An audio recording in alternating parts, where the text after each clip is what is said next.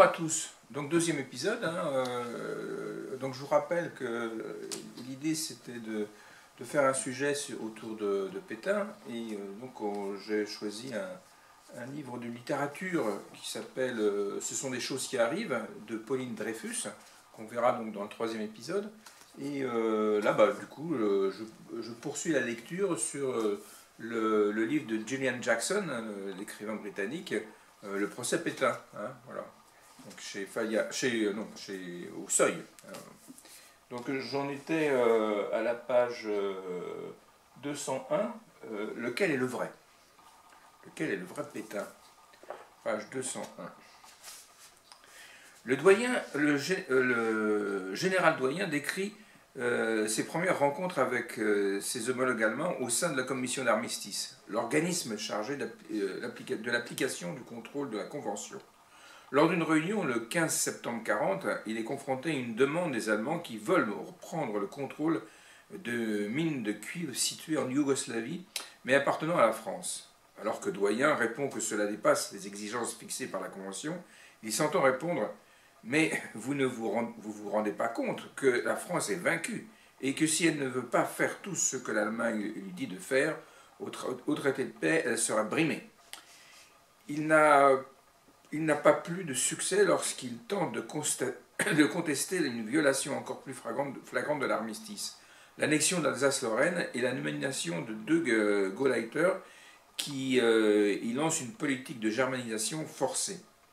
Quand Doyen élève une protestation au nom du gouvernement français, le général commandant les forces d'occupation allemandes en France, Otto von Stülpnagel, se lève furieux et le rabrousse sans ménagement. 7 générations de Stülpnagel ont fait la guerre à la France. Il faut que la mienne soit la dernière.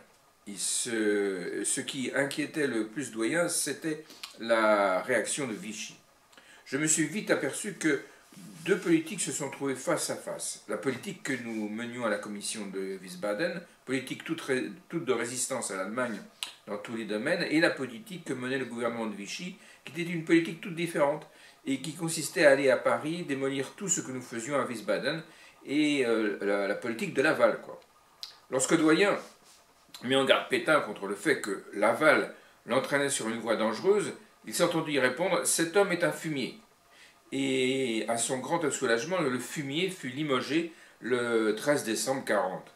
Mais on lui demandait alors de transmettre à Hitler une lettre de Pétain, l'assurant que le renvoi de Laval ne signifiait pas la fin de la politique de collaboration.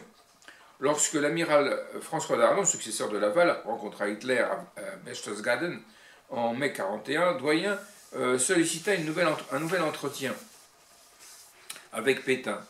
Je dois avouer que je ne trouvais pas cette fois la réaction que j'avais trouvée lorsque je lui avais parlé de M. Laval. Les mois suivants furent marqués par toutes les grandes trahisons, dont la plus grave consista à permettre aux Allemands d'utiliser les aérodromes français en Syrie. Enfin, en juillet 1941, Doyen apprit que ses services n'étaient plus requis. Il dirigea un long rapport que le gouvernement dans lequel il prévenait qu'il n'y avait rien à espérer de l'Allemagne.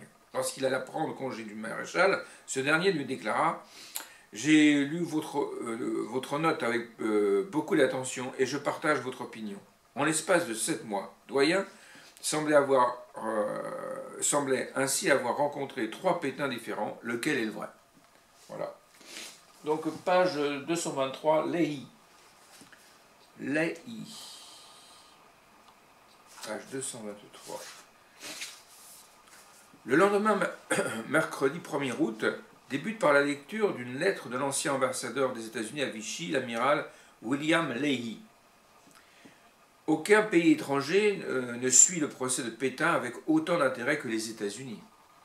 Il faut dire qu'aucun aspect de la politique américaine pendant la guerre n'avait été plus controversé que son attitude à l'égard de la France. Le président Roosevelt avait tenté de normaliser les relations avec Vichy et amener ses dirigeants à se distancier de l'Allemagne. C'était une raison de sa méfiance à l'égard de la France libre, lorsqu'en décembre 1941, une flottille de la France libre reprend le contrôle de l'archipel de Saint-Pierre-et-Miquelon, au large des côtes de Terre-Neuve. Le secrétaire d'État américain Cordell Hull condamne cette action des soi-disant Français libres. Cette phrase suscite l'indignation de l'opinion publique américaine, les journaux se moquant du soi-disant secrétaire d'État. Ce soutien populaire à De Gaulle est illustré par le succès du film Casablanca, sorti en novembre 1942. À la fin, Humphrey Bogart quitte le Maroc, contrôlé par Vichy, pour rejoindre les forces de De Gaulle au Congo. Il est accompagné par le chef de la police locale, joué par Claude Reims, qui, ayant rompu avec ses supérieurs vichistes, jette une bouteille d'eau de Vichy à la poubelle. La cour que Roosevelt faisait à Vichy l'avait conduit à y envoyer son ami Leahy comme ambassadeur en décembre 1940. Leahy reste en poste 18 mois jusqu'au retour au pouvoir de Laval en avril 1942. Mais même après son rappel à Washington, les États-Unis laissent sur place 2 chargés d'affaires, provoquant des frictions avec les Britanniques qui soutiennent De Gaulle depuis 1940. Malgré l'occasionnel accès de gallophobie chez Churchill. Lorsque dans la semaine précédant le procès de Pétain, la presse américaine rapporte largement les informations du professeur Rougier selon lesquelles il se serait rendu à Londres pour le compte de Pétain, Churchill déclare au Foreign Office, inquiet, que les Américains ne sont pas en position de leur jeter la pierre. Leahy était sous la coupe du maréchal Pétain à Vichy. J'ai le brouillon du message que Roosevelt avait l'intention de diffuser à la radio à la veille de l'opération Torche, le débarquement américain en Afrique du Nord, le 8 novembre 1942, et qui s'adressait au maréchal Pétain en ces termes. « Mon cher ami, grand héros respecté de Verdun, ou quelque chose dans le genre, j'ai eu du mal à le persuader de retirer cette phrase car elle aurait déclenché des insultes en France. À la Libération, la politique de Roosevelt a laissé en France un lourd passif de suspicion à l'égard des États-Unis. De son côté, le président Truman a hérité de la méfiance de Roosevelt à l'égard de De Gaulle. « Je n'aime pas ce fils de pute », aurait-il déclaré un jour. Mais maintenant que ce dernier dirige la France, il doit s'en accommoder. Le procès de Pétain menace donc de faire ressurgir un passé embarrassant. Le 10 juin 1945, depuis sa cellule du fort de Montrouge, Pétain écrit directement à l'amiral Leahy pour lui demander de témoigner en son procès. La victoire a enfin couronné les efforts des Alliés. La joie que m'a fait éprouver ce grand événement se couvre maintenant pour moi d'une ombre qui devient chaque mois plus épais. Et je suis maintenant dans la situation d'un accusé qui aurait trahi sa patrie alors que j'ai tout fait pour la défendre. Amusant, non? Alors, page 240, Laval. Page 240. Laval. Je suis monté dans la voiture de l'ambassadeur et j'ai dit « Où allons-nous » Il m'a dit « Je n'en sais rien. Il y a une voiture pilote qui nous conduit. » Quand nous arrivons à la hauteur de Rambouillet, il était 11h ou 11h30 du matin. Je dis à l'ambassadeur « Ce n'est pas au château de Rambouillet ?» Il m'a dit « Pas du tout, c'est beaucoup plus loin. » Mais où déjeunerons-nous? Il me dit « À Tours. » J'ai compris que c'était à Tours. C'était le seul moyen de savoir où j'allais. On arriva à Tours, nous y déjeunons. Je dis « Où est monsieur von Ribbentrop ?» L'ambassadeur me répond « Il n'est pas là. Mais nous allons à 5 heures encore repartir pour une destination autre. Je ne sais pas où, mais il y a une voiture pilote qui nous conduit. » Vers 6 heures ou 6h30, nous avons pris notre voiture. La voiture m'a conduit dans une direction que j'ignorais. Je ne connaissais pas spécialement cette région. Toujours est-il qu'à partir d'un certain moment, je voyais beaucoup de sentinelles derrière les arbres. Et au fur et à mesure qu'on avançait, augmentait le nombre de sentinelles. Mais après avoir passé le pont de la Loire, M. Habetz me dit, donc l'ambassadeur d'Allemagne en France, « Je dois vous prévenir, je n'ai pas pu le faire jusqu'à présent, parce que je n'avais pas l'autorisation. Ce n'est pas seulement M. Ribbentrop que vous allez voir, c'est le chancelier Hitler. » Au cours de cette conversation, Laval apprend qu'Hitler a souhaité rencontrer Pétain en revenant de son entrevue avec Franco. Laval n'a pas l'intention de dédouaner Pétain. Montgibaud. Le maréchal est-il allé de son plein gré? Laval. De son plein gré, je ne l'ai pas amené de force, mon Gibaud. Sans l'emmener de force, il a pu se montrer plus ou moins réticent. Il a pu faire des objections. Laval répond. Je comprends bien votre position qui n'est pas la mienne. Vous voulez me faire dire des choses que vous désirez savoir. Mais moi, je ne peux pas dire je ne peux dire que ce que je sais. Ce que je sais, c'est que le maréchal, informé par moi du désir exprimé par Hitler, d'une entrevue pour le lendemain, ce désir a été accepté par lui sans difficulté. Montoire est-il le prélude d'un renversement d'alliance? Laval. Comment osez-vous parler de renversement d'alliance quand nous sommes au mois d'octobre 40? Je voudrais que chacun mette les pieds sur la terre solide. Au mois d'octobre 40, où était l'Angleterre? L'Amérique n'était pas entrée en guerre. Les Russes étaient aux côtés des Allemands. Croyez-vous qu'un homme de bon sens pouvait imaginer autre chose que la victoire de l'Allemagne? Protestation dans la salle. Je m'excuse si je dis quelque chose qui vous blesse. Je parle avec des faits du moment. Mon Gibaud, vous acceptiez que le maréchal acceptait de changer de camp? Laval répond. Mais vous n'avions plus de camp. L'armistice était signé. Mon Gibaud, vous êtes un juriste. Vous savez que l'armistice est une suspension d'armes, ce n'est pas la paix. Laval. Je sais bien que ce que je dis peut choquer ou blesser, mais je voudrais tout de même qu'on juge avec l'impression du moment. Non pas du mois d'août 45, mais du mois d'octobre 40. L'intérêt de la France à ce moment-là ont été d'éviter de trouver avec l'Allemagne une formule qui nous fasse échapper aux conditions de la défaite.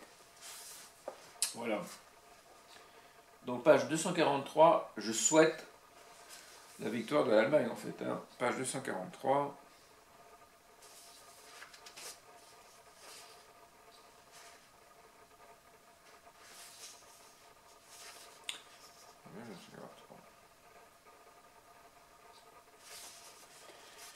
Alors, le 22 juin, dans un discours radiodiffusé, il prononce la phrase la plus choquante de toute sa carrière politique. Laval. Je souhaite la victoire de l'Allemagne parce que, sans elle, demain, le communisme s'installera partout en Europe. Laval ne nie pas avoir prononcé ces mots, pas plus qu'il ne nie avoir conscience de leur gravité. J'ai rédigé mon texte sachant que cette phrase allait blesser les Français, qu'elle serait comme une goutte d'acide sulfurique qui allait tomber sur l'épiderme de gens qui souffraient. Personne dans la salle n'avait oublié le moment douloureux où il avait entendu ce discours. Léon Werth, assis sur le banc de la presse, demeurait pour sa part dans un village du Jura. Le soir du 22 juin 1942, il écrit dans son journal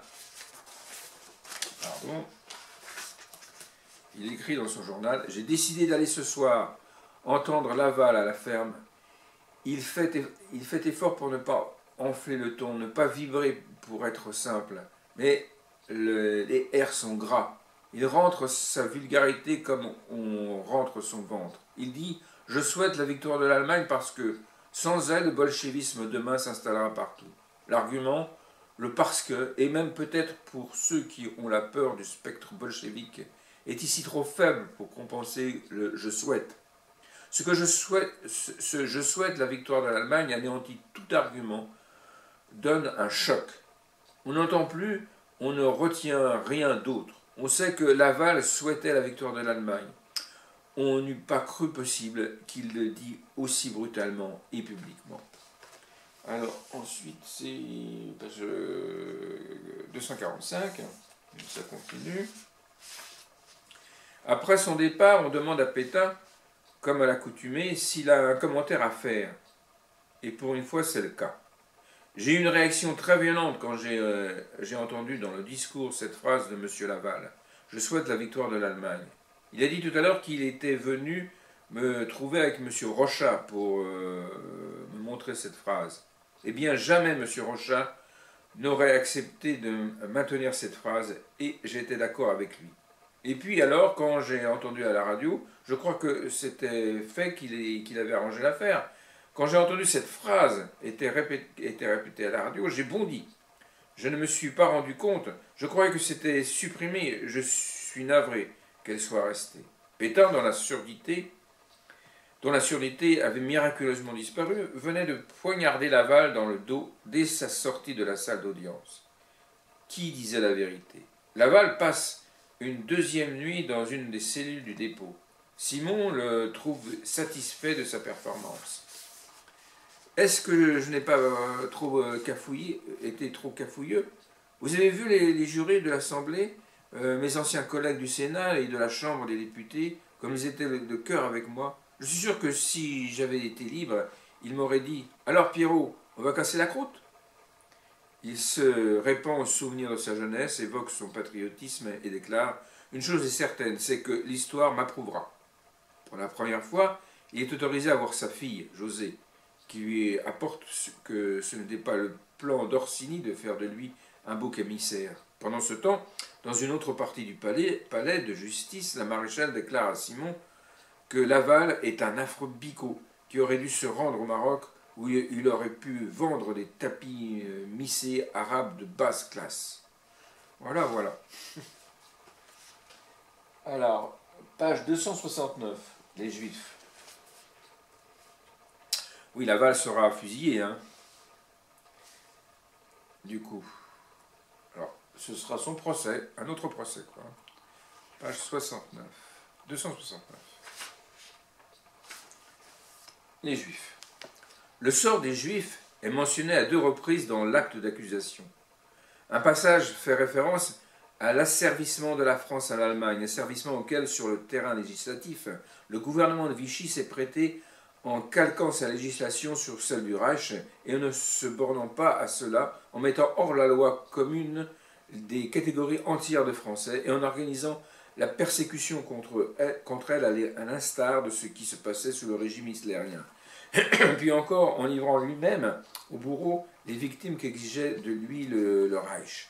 Un autre passage pose la question: comment se justifier d'avoir eu de se retrancher derrière l'impossibilité d'aller à l'encontre de toute législation, comme de toutes les traditions françaises, et dicter ces abominables lois raciales dont il eût 100 fois mieux valu laisser une autorité occupante le soin d'en appliquer les principes. Ces 2 phrases alambiquées lient la politique antisémite de Vichy à la collaboration, ce qui s'impose puisque Pétain est accusé d'intelligence avec l'ennemi. Mais elle occulte la réalité que ces lois anti-juives, contraires à toutes les traditions françaises, ont été conçues, décrétées et appliquées par un gouvernement français sans pression allemande. L'acte d'accusation ne définit pas non plus ces lois raciales. Vichy avait immédiatement promulgué des mesures de discrimination à l'encontre des Juifs distinctes de celles imposées par les Allemands dans la zone occupée. La plus importante était le statut des Juifs promulgué en octobre 1940, excluant ces derniers de la fonction publique et d'une série d'autres professions. Ce statut était accompagné d'une loi autorisant l'internement des Juifs étrangers résidant en zone libre. Lorsqu'en 1942 commencèrent des arrestations de Juifs sur ordre de l'Allemagne, ce fut la police française qui s'en chargea. Il est remarquable qu'aucun Juif n'ait été en tant que tel invité à témoigner au procès de Pétain. À vrai dire, les lois des victimes ordinaires de l'occupation, juifs ou non-juifs, n'y ont guère été entendues, bien que la Cour ait reçu de nombreuses lettres d'accusation d'associations de déportés demandant à témoigner. La plupart sont restés sans réponse. Jeannette Flanner raconte avoir vu une vieille dame se présenter aux policiers qui gardaient le palais de justice.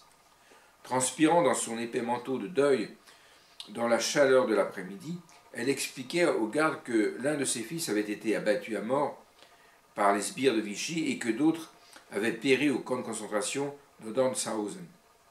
L'entrée lui fut refusée, car elle ne possédait pas de laissez-passer. Mornay, qui n'aimait pas être détourné de son plan, ne pensait pas que le témoignage des victimes puisse apporter grand-chose. Pour lui, l'objet principal du procès était moins de rappeler les horreurs que nous connaissons tous que d'expliquer comment elles avaient pu se produire. Les voix des victimes pouvaient apporter des impressions d'audience, mais lui-même produirait à la fin, dans un ordre logique, une série de faits, au sujet desquels les documents parleront beaucoup plus haut que les témoins. Mongibaud passa outre l'objection de Mornay, et la cour entendit les témoignages rapides de deux anciens résistants, l'un ayant été déporté à Buchenwald, l'autre à Mauthausen. Mais ni l'un ni l'autre n'était juif. Aucun survivant de la Shoah, aucun proche d'une victime de la Shoah n'a donc été entendu par le tribunal. En réalité, dans l'immédiate après-guerre, on ne fait pas de distinction entre les déportés. Le terme désigne indifféremment les juifs et les personnes envoyées en Allemagne pour fait de résistance. Et la plupart des déportés juifs ne sont pas revenus des camps pour raconter cette histoire. Les historiens ont récemment nuancé l'idée selon laquelle en 1945 personne ne saisissait la spécificité de la Shoah, ou que les juifs voulaient avant tout se réinsérer dans la société et ne pas attirer l'attention sur eux. Comme la future ministre Simone Veil, survivante d'Auschwitz, l'a déclaré bien des années plus tard, si nous n'avons pas parlé, c'est parce que l'on n'avait pas voulu nous entendre, pas voulu nous écouter. Il y eut des tensions en printemps 1945 lorsque les Juifs tentèrent de récupérer les appartements dont ils avaient été expulsés pendant l'occupation.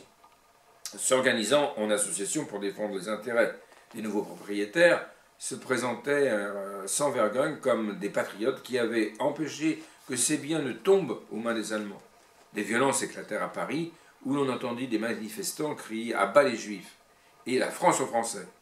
Le futur avocat et ministre Robert Badinter a raconté 70 ans plus tard la première fois qu'il était rentré dans un palais de justice en 1945.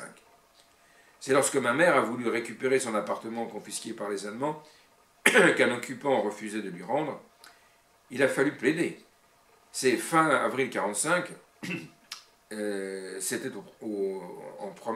j'étais en première année de droit. Maman a dit « Viens avec moi ». Le président du tribunal a demandé où se trouvait mon père. Nous ne savions pas encore qu'il était mort à Sobibor. L'avocat a répondu « Dans un camp de concentration des Allemands ». Alors le président a répliqué « Cela n'intéresse pas le tribunal ». Voilà, voilà. Alors, donc page 284 d'Arnan.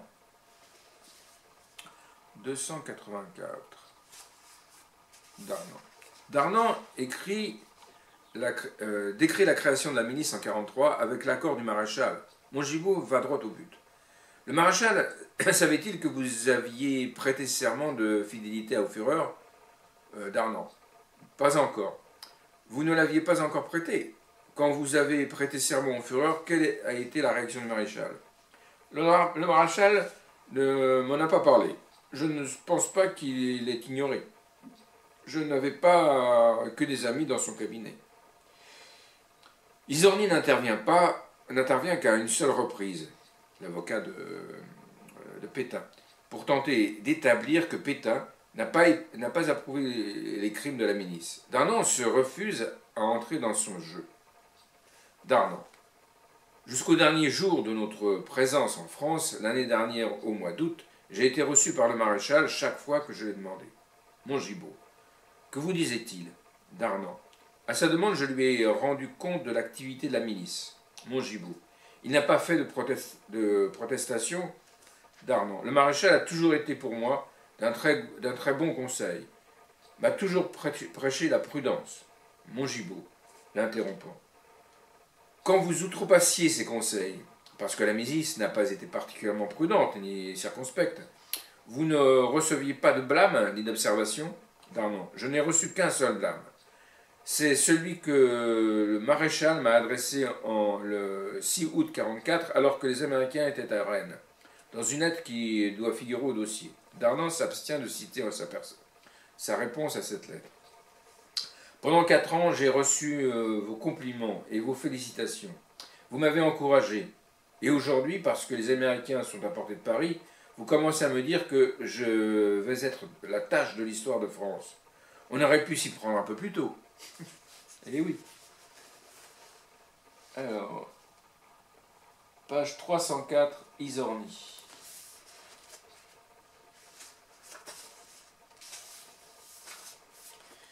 Isorni, un des avocats de Pétain. Isorni, jouant sur son intuition, que malgré tout l'emprise affective de Pétain sur les Français perdurait, que la foi qui avait conduit la presque totalité de la classe politique à s'abriter derrière son mythe en 40 avait laissé des traces profondes, que s'il était coupable, alors la France entière l'était aussi, et que beaucoup voudraient être persuadés que l'histoire racontée par Mornay n'était pas la seule vérité possible. Le pathos atteint son paroxysme au moment de la péroraison. Vous avez fait parler les morts, vous avez appelé à votre bar le témoignage de ceux qui ont été persécutés. Vous avez ranimé le souvenir des captifs. Ah, qu'à mon tour j'appelle à votre bar les vivants, ceux qui ont été libérés, ceux qui ont été protégés.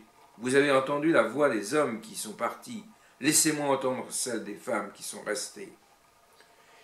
Mais messieurs, si malgré tout ce que je viens de dire, si malgré le sentiment de la vérité qui est en moi, vous deviez suivre le procureur général dans sa réquisition impitoyable, si c'est la mort que vous prononcez contre le maréchal Pétain, eh bien, messieurs, vous l'y conduirons.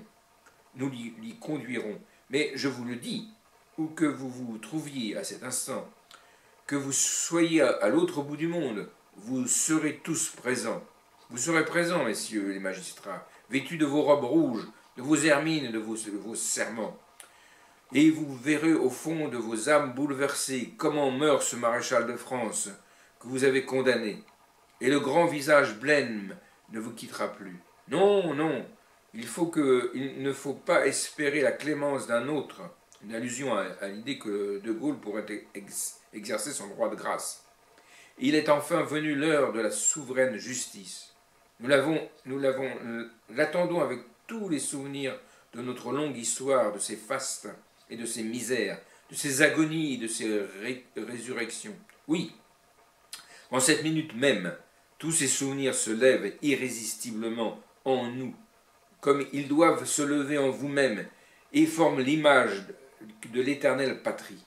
Depuis quand notre peuple est-il opposé Geneviève, protectrice de la ville, à Jeanne, qui libéra le sol? Magistrat de la haute cour, écoutez-moi, entendez mon appel. Vous n'êtes pas que des juges, vous ne jugez qu'un homme, mais vous portez dans vos mains le destin de la France. C'est allé lourd. Alors, Payen rompt le charme. Lorsque Isorni a terminé, Francine Bonitzer note: bien des yeux étaient alors humides, et peut-être était-on tout prêt à céder au désir de cette réconciliation si éloquentement prônée. Il semble que même Mornay a succombé à l'émotion générale. Immédiatement après que l'avocat épuisé s'est effondré sur son siège, le procureur général se précipite pour le féliciter. « Ah, vous avez tellement tout ce que je pensais. Vous avez dit tellement tout ce que je pensais. » À la courte pause qui suit, le président Mongibaud demande en privé au journaliste Géo London de persuader Payen de renoncer à la dernière plaidoirie, arguant qu'il serait dans l'intérêt de Pétain que le jury se retire pour délibérer, alors qu'il se trouve encore sous le coup de la prestation d'Isorni. Mais pour rien au monde, le bâtonnier n'aurait laissé dernier mot à ce jeune avocat arriviste et ambitieux qui l'irritait. Apparemment le seul à ne pas avoir été impressionné par la prestation de son cadet, il fouille ostensiblement dans ses papiers et surveille l'horloge. Il est 18h15 et le tribunal siège depuis 5 heures. Sans se démonter, Payen reprend sa plaidoirie, là où il l'avait blessé, presque comme si Isorni n'était pas intervenu. Messieurs, quand j'ai passé la parole tout à l'heure à mon ami Isorni, j'en étais arrivé, vous vous le rappelez peut-être, aux incidents qui se sont produits entre la France et l'Angleterre à propos de la Syrie. Francis Bonitzer trancha, le charme fut vite rompu. Voilà, le talent d'Isorni. Alors, page 311, délibération.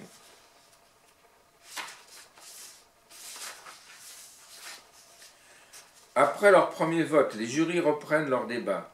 Delattre s'exprime de nouveau contre la peine de mort. Cette fois, il invoque le choc que provoquerait l'exécution d'un maréchal de France âgé de 89 ans. Qui sait si dans quelques années Pétain ne serait pas absous et vos enfants montrés comme les fils de ceux qui auront condamné à mort le maréchal.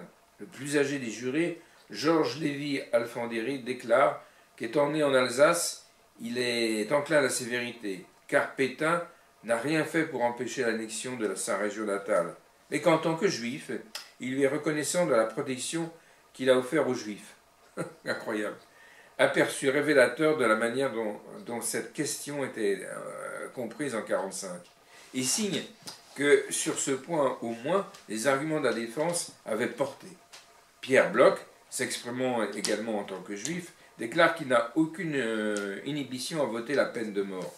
Il lit la réponse humiliante de Pétain à Ribbentrop en décembre 1943. Les modifications de loi seront soumises avant la publication aux autorités d'occupation. Une lettre qui n'avait pas été lue dans son intégralité au cours du procès. Cette lecture a un impact majeur. Plusieurs autres jurys résistants interviennent alors pour plaider en faveur de la peine de mort. Quant aux scrupules de certains sur le fait de fusiller un homme de 89 ans, Pierre Bloch souligne que tout le monde sait bien que la sentence ne sera pas exécutée. Il s'agit d'établir le principe de la trahison de Pétain. Alors, page 314, le verdict. Quand on relit aujourd'hui l'implacable litanie des attendus que, on peut se demander à quoi le procès a servi. Finalement, les jurés confirmèrent toutes les accusations contenues dans l'acte d'accusation initial, y compris celles qui avaient été tacitement abandonnées par Mornay. Même si en dépit de lourdes présomptions, il était écrit que les preuves d'un véritable complot étaient insuffisantes. On faisait référence à la campagne menée autour du nom de Pétain avant 1940, et à la lecture de ce dernier à Ribbentrop qui suggérait une préméditation et un dessein politique dans lequel l'accusé avait misé sur la capitulation. L'armistice n'était pas considéré comme un crime en soi, mais on relevait que l'annonce que Pétain, qu'il avait recherché un armistice, avait entraîné la démoralisation de l'armée et que le maréchal avait saboté toute tentative de transporter le gouvernement hors de métropole dans les jours précédant sa signature. Dans l'acte d'accusation, il était reproché à Pétain d'avoir, sous la pression allemande, promulgué l'abominable loi raciale plutôt que d'obliger les Allemands à assumer l'opprobre d'une législation contraire à toutes les traditions françaises. Le jugement condamne les déportations en masse des travailleurs et le fait que Pétain, qui avait reconnu le caractère monstrueux de ces déportations de Français, n'élevait aucune protestation publique contre elles. Il ne mentionne pas les Juifs en particulier parmi ses victimes, mais condamne l'adoption d'une législation raciale calquée sur celle de l'Allemagne. La question juive était subsidiaire. Attendu que, écrit Kessel, chacun a compris à quelle sentence vont mener tous ces alinéas, tous ces paragraphes. Et pendant 20 minutes, on a vu cette sentence venir avec une lenteur effroyable vers l'accusé, ainsi qu'un javelot avançant pouce à pouce vers sa cible. Pétain, d'abord penché en avant sur son fauteuil pour écouter, reprend vite sa posture habituelle, affaissé contre le dossier. Il passe les doigts sur sa moustache, frotte machinalement les accoudoirs, place parfois la main au cornet derrière son oreille. Enfin, Mongibaud termine. Par ces motifs condamne Pétain à la peine de mort, à l'indignité nationale, à la confiscation de ses biens. La seule surprise réside dans les derniers mots. Tenant compte du grand âge de l'accusé, la haute cour de justice émet le vœu que la condamnation à mort ne soit pas exécutée. Voilà le verdict. Page 342, la fin de Pétain.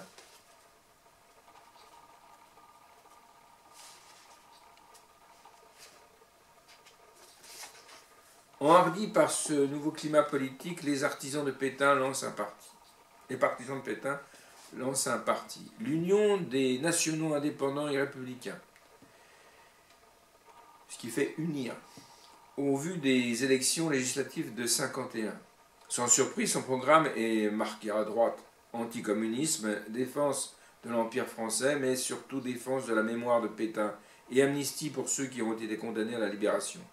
Alors que le RPF de Gaulle, qui s'oppose à l'existence même de la 4ème République, est considéré comme le principal menace par la classe politique au pouvoir, le gouvernement centriste n'hésite pas à aider en coulisses ces conservateurs ouvertement anti-gaullistes. Isorni reçoit une photographie jamais publiée montrant le général en 1945 serrant la main du dirigeant communiste Maurice Torres, le montoir de Gaulle aux yeux des pétainistes. Finalement, 4 candidats de l'UNIR sont élus au Parlement, dont Isorni et Lustono Lacco. En février 1951, ils font voter par le Parlement un armistice pour les personnes condamnées à la libération à moins de 15 ans de prison. Cela ne change évidemment rien au sort de Pétain, dont la santé s'est sérieusement dégradée. 3 médecins envoyés à l'Île-Dieu en février 1949 ont recommandé qu'il soit hospitalisé.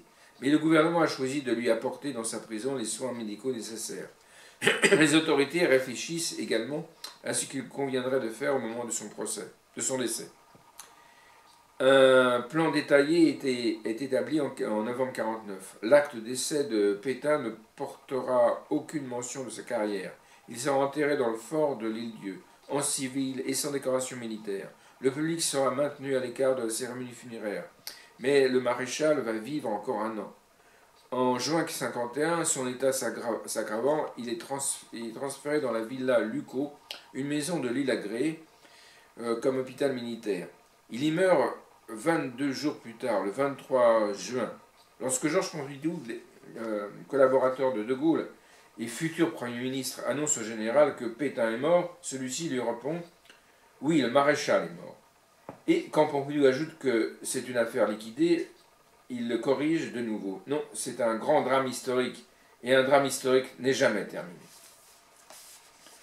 Alors, page 355, la revanche posthume. 355.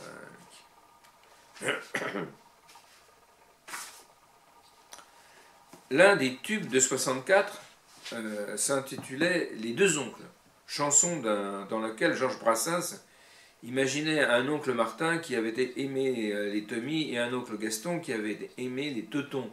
Mais tout cela, chantait-il, n'intéressait plus les nouvelles générations pour qui ces batailles de la Seconde Guerre mondiale étaient aussi lointaines que la guerre de 100 ans. Ces paroles étaient le reflet de la sensibilité anarchiste de Brassens. Peut-être voulait-il croire que les événements de l'occupation étaient aussi éloignés de la guerre de 100 ans, mais en réalité, entre 64 et 66, sous la présidence du général de Gaulle, ceux qui pensaient comme l'oncle Gaston étaient plus sensibles que jamais, visibles que jamais depuis la libération. Cela s'explique en partie par un hasard du calendrier. 1964 marque le 50e anniversaire du déclenchement de la Grande Guerre. 66, celui de la bataille de Verdun. Comment commémorer ces événements sans invoquer le nom de Pétain? Et comment en même temps tenir compte du fait que 64 est aussi le 20e anniversaire de la libération? Le régime de Gaulle met tout en œuvre pour promouvoir ce qu'on a appelé le mythe gaulliste de la guerre. D'après ce récit, la France a été une nation de résistants et le régime de Vichy n'a compté en rien. En décembre 1964, le transfert au Panthéon de la dépouille du héros de la résistance Jean Moulin constitue le point d'orgue de cette stratégie. Mais durant ces mêmes années paraissent une multitude d'ouvrages sur Pétain. Dans l'un d'eux, Pétain avant Vichy, Henri Amouroux, journaliste et auteur à succès, marqué à droite, écrit que même si De Gaulle est actuellement le roi de France, les tirages des magazines suggèrent que Pétain était plus populaire. C'est sa revanche posthume. Alors, page 366, Paxton. Paxton, ce livre-là, Vichy et les Juifs. Hein. Donc, page 366. Isorni déposerait 3 recours supplémentaires. Mais il était comme un homme qui tente de monter un escalier mécanique descendant de plus en plus vite. Ces nouveaux éléments, des fragments de plus en plus fragiles et circonstanciels, ne faisaient guère le poids face aux travaux de recherche sur l'occupation qui commencèrent à apparaître à la fin des années 60. Le plus important d'entre eux, et qui eut un gros retentissement, est un ouvrage publié en 1972 par un jeune historien américain, Robert Paxton. Ce livre démolit l'histoire qui faisait consensus sur Vichy depuis la publication de l'ouvrage de Robert Aron en 1954. S'appuyant sur les documents allemands, Paxton démontre que le régime, loin de se l'être vu imposer, avait toujours recherché une collaboration qui n'intéressait guère les Allemands et que les premières mesures répressives de Vichy, y compris la persécution des Juifs, avaient été prises à l'initiative du gouvernement et non sous la pression allemande. Si les arguments de Paxton n'étaient pas tous nouveaux, son travail était révolutionnaire par sa démonstration que la politique intérieure et extérieure de Vichy, la révolution nationale de la collaboration, était intrinsèquement liée. Selon Paxton, la collaboration ne relevait pas tant de la trahison, comme le procès de Pétain avait cherché à le démontrer, que d'une stratégie politique d'ordre intérieur qui répondait à la fois au contexte immédiat de la défaite. Identifier des coupables à une longue tradition d'extrême droite. Son travail sort au bon moment, dans le sillage de mai 68. Les jeunes générations commencent à remettre en question le récit gaulliste et héroïque de l'histoire de France. La voie avait été ouverte par Le chagrin et la pitié, le documentaire de Marcel Ophuls, sorti en 1969, qui présentait une image sombre et défavorable des Français sous l'occupation. 3 ans plus tard, après la publication de la traduction française de son livre, Paxton est invité à participer au dossier de l'écran, l'une des émissions de télévision les plus populaires de l'époque, au cours de laquelle, après la diffusion d'un film, un panel d'invités débat d'une question sur le même sujet.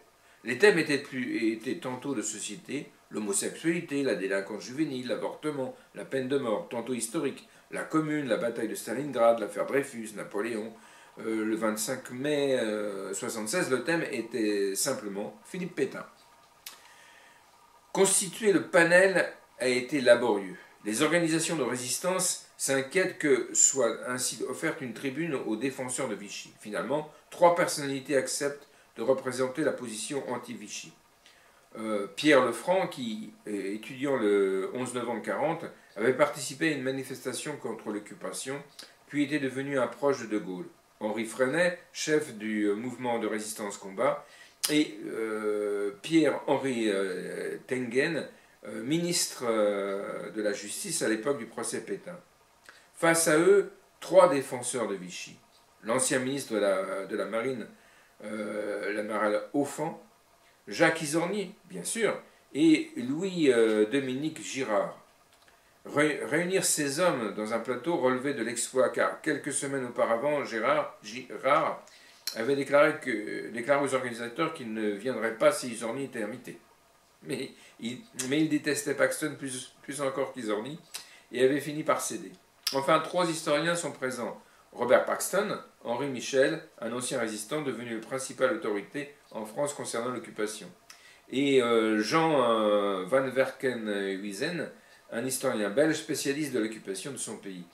44 ans, Paxton est de loin le plus jeune participant. Au fond, 82 ans et le plus âgé.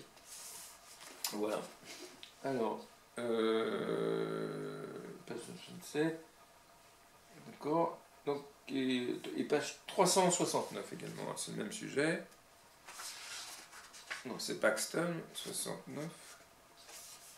Voilà. Ce débat fut suivi de beaucoup d'autres au cours de la décennie suivante. Vichy était un thème porteur pour faire monter les audiences.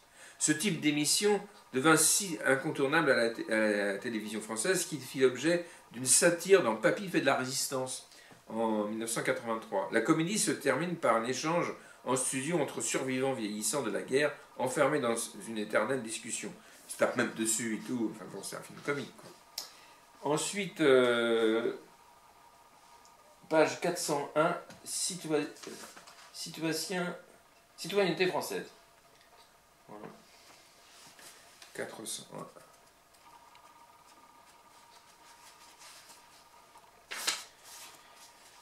La citoyenneté française avait jusqu'alors offert une certaine protection aux Juifs. Sur les quelques 75 000 Juifs déportés en France, 24 000 étaient français, 32%, et 51 700 étrangers, 68%. En effet, les Juifs français bien intégrés bénéficiaient de réseaux de soutien plus efficaces au sein de la population.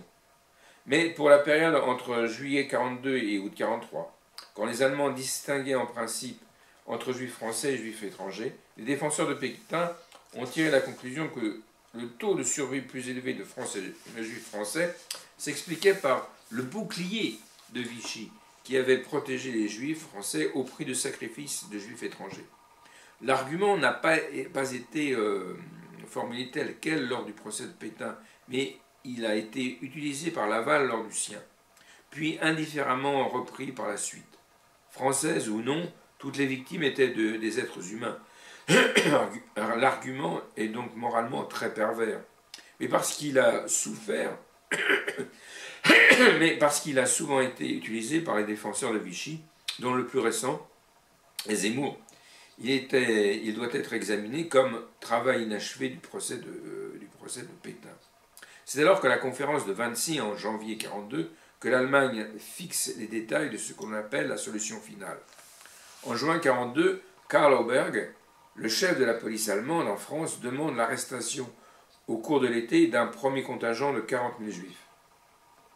Les négociations menées par Bousquet, côté français, aboutissent le 2 juillet à un accord. La police française procédera aux arrestations, mais seuls les juifs étrangers seront visés. Pour atteindre le chiffre fixé par les Allemands, il est convenu que certaines arrestations auront lieu en zone libre. Une suggestion de Bousquet faite au début des négociations. L'énormité de cette proposition, qui surprend d'abord les Allemands, ne doit pas être sous-estimée. Le gouvernement français proposait, de son propre chef, d'arrêter des Juifs dans cette partie de la métropole, censée être indépendante et hors de portée des Allemands. Le régime de Vichy n'aurait jamais, de lui-même, mis en place une politique d'assassinat des Juifs.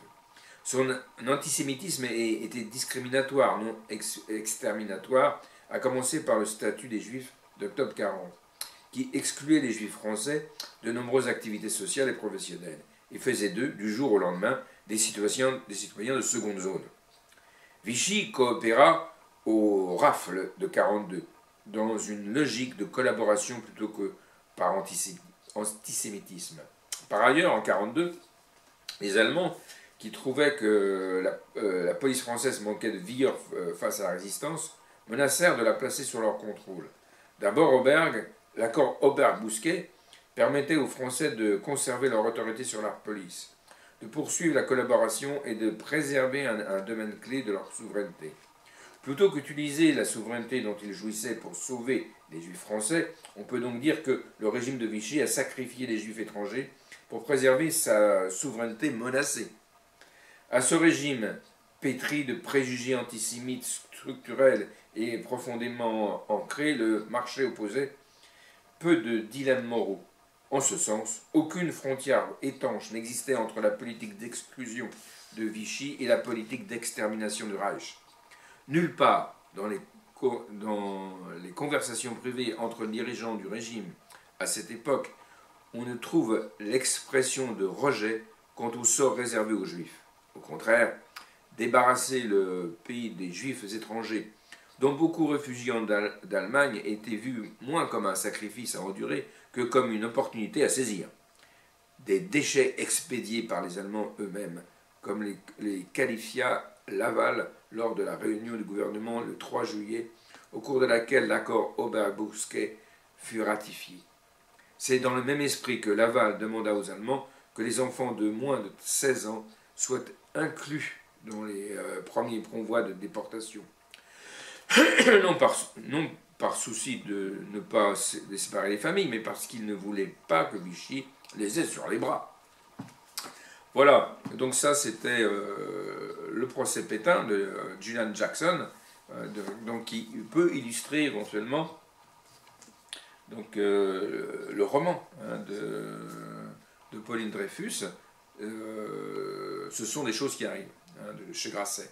Et donc on verra la semaine prochaine. Mais écoutez, je vous souhaite une bonne semaine à tous. Et puis je vous dis à la semaine prochaine, on lira des passages de ce roman. À bientôt.